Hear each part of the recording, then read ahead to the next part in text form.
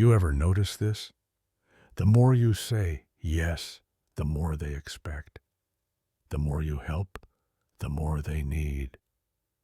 But the second you stop, even for a moment, you become difficult, changed, not the same anymore. That's not love.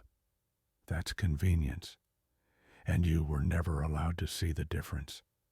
I knew someone who was everyone's favorite person until she started protecting herself.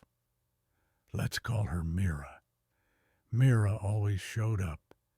She answered calls she didn't want to answer, gave rides when she was exhausted, made room in her schedule for people who would cancel last minute anyway.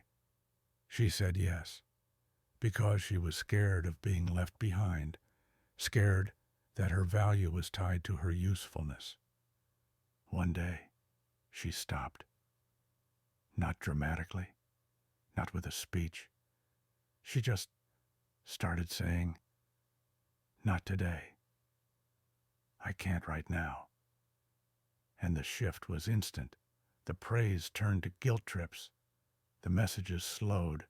One even said, "Wow, you're really not who you used to be." No, she wasn't.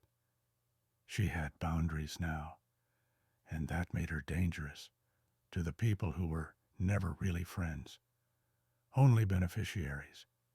We don't learn boundaries first. We learn belonging. And in homes where love was conditional, where silence kept the peace, where your emotions were too much, we adapted. We became low maintenance, always available, always agreeable. We called it love, but it was obedience. Prentice Hemphill. Boundaries are the distance at which I can love you and me simultaneously. Most of us didn't know that was an option. We thought love meant disappearing just enough for someone else to stay comfortable. And when we finally got tired of being invisible, they called us selfish. There's a specific grief that comes with healing. It's not about missing them. It's about realizing they only loved your silence. They only loved the version of you who said yes before even thinking, who smiled instead of confronting, who absorbed everything and asked for nothing. So when you stop absorbing and you finally say, "No, I won't take that on anymore," they vanish. And it hurts, not because you lost them, but because you spent years thinking they were real. Saying no doesn't make you cold. It makes you clear. The truth is, if love evaporates the moment you stop overgiving, it was never love.